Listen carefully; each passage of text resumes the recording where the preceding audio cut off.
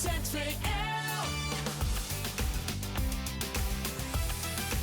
Omroep ZVL.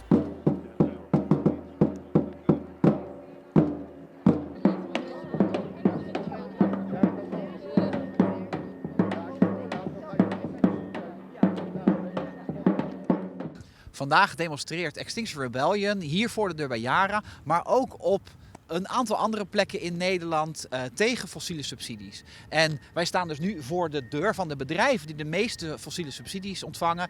En hier in Zeeland zijn dat er meerdere, maar we hebben vandaag gekozen voor Yara. Want dat is een hele grote fabrikant van kunstmest. En kunstmest wordt gebruik maakt van heel veel energie en dat wordt gewonnen uit aardgas. En dat aardgas, ja, dat wordt eigenlijk gesubsidieerd. Als de bakker op de hoek Zeeuwse bolussen wil gaan bakken, dan moeten ze daar heel veel energiebelasting voor betalen. En dan is die prijs van dat gas heel hoog. Maar Yara kan dus voor een heel laag prijsje kunstmest produceren met dat aardgas. En dat is eigenlijk een beetje gek, want zij keren winst uit aan hun aandeelhouders. Terwijl het uit de zakken komt van eenvoudige Zeeuwen. Ja.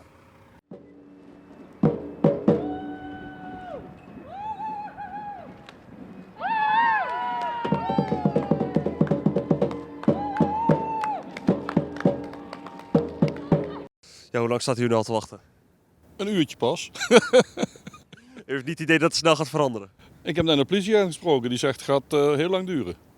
Dus daar gaan we dan maar vanuit. Hè. Ja, want het heeft uiteindelijk ook invloed op jullie werkzaamheden natuurlijk. Ja, ik kan vandaag wel inpakken. Ik verdien nou niks.